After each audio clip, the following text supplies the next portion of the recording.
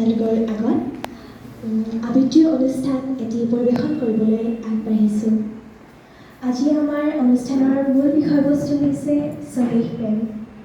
সঁচাকৈ এই স্বদেশ প্ৰেমটো এটা অতি গভীৰ আৱেগ।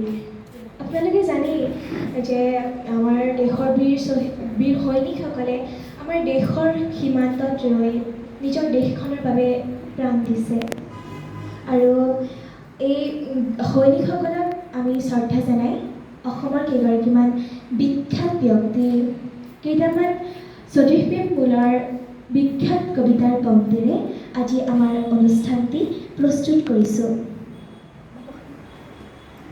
ধৰণী জনমকিৰে এই মনতত শিলাময় কৰি তাৰিয়া এই মোৰ জন্মভূমি বুলি মনে মনে এবাৰতি কোৱা নাইকিয়া।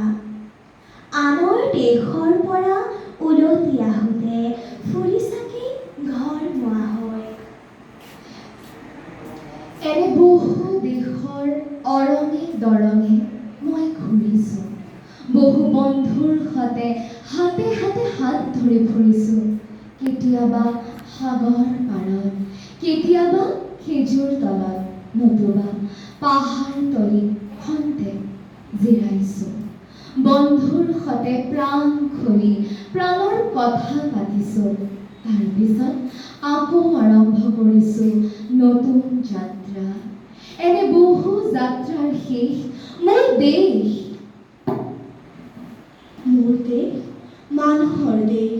উত্তৰে উদংগগিৰি, দক্ষিণে সাগৰ, শত নদীৰ পুখুৰী ভাগৰে, পাৰে পাৰে সাজে ভাঙে কত ইতিহাস। ব্ৰহ্মপুত্ৰ গোদাবৰী, শিপ্ৰা আৰু গংগা যমুনাৰ সুন্দৰী ভাৰতবৰ্ষ ৰূপহী অসম। জীয়নে নয়নে চিৰদিন অসমীয়া, অসমীয়া দেহে প্ৰাণে মই। জীয়াই থাকোঁতে মই অসমৰে অসমীয়া, মৰিলেও বৰি ল'ম অসমৰ অমিয়া মৰণ। জীৱনে মৰণে মই চিৰদিন অসমীয়া, অসমীয়া দেহে প্ৰাণে মই।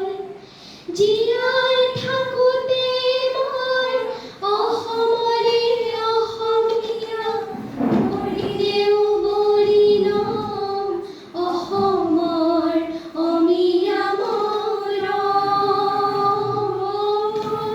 মৰিলেও বৰি ল'ম অসমৰ অমিয়া মৰণ।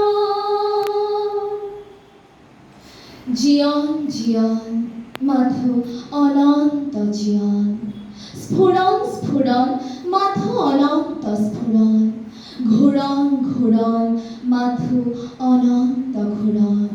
মৰণি আনি দিয়ে মহা সঞ্জীৱন। মৰণি আনি দিয়ে মহা সঞ্জীৱন। মৰণি আনি দিয়ে মহা সঞ্জীৱন। অমৰ হওক মোৰ দেশ, অমৰ হওক বীৰ শ্বহীদ।